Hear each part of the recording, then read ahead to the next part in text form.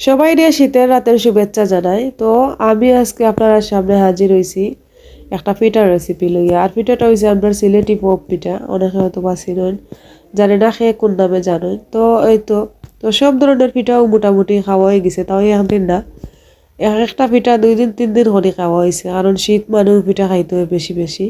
আর না হলে সমস্যা আছে আমাদের ঘরে, যদি পিঠা বানালে মানে সাহায্য না করে তাহলে কিন্তু খুব রাগে যায়। তো বারবার বানানি পড়ে। আর এই পিঠাটা আর বানানি হয়েছে না এই শীতে, এই প্রথমবার বানাইলাম। তো এই তো সবাই মিলিয়া পিঠা বানানি বইছি।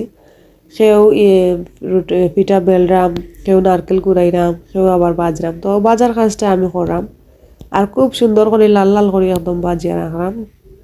আর পিঠাগুলা সত্যি খাইতে অনেক স্বাদ হয়েছে। আর তো পিঠার মাঝে দেখেও বোঝা যায় অনেক বেশি নারকেল দিয়া পিঠা বানাইলাম, কারণ গরো খাওয়া লাগে। তো মেহমান বাড়ি দিলে তো অত বেশি নারকেল আমরা দিই না, আর মেহমান হলেও আমরা দিলে অত বেশি দিন না, কারণ নারকেলের যে দাম। যেহেতু গরো বানাইলাম তো বেশি বেশি করে নারকেল দিয়া পিঠা বানাইলাম, কারণ খাইতে অসাধারণ মজা লাগে বেশি নারকেল দিয়ে। তো এই তো আমার পিঠা ভাজা শেষ, সব রেডি হয়ে গেছে। এখন আমরা সবাই বইয়া খাইলাম। তো সবাই ভালো থাকবো, আল্লাহ হাফেজ।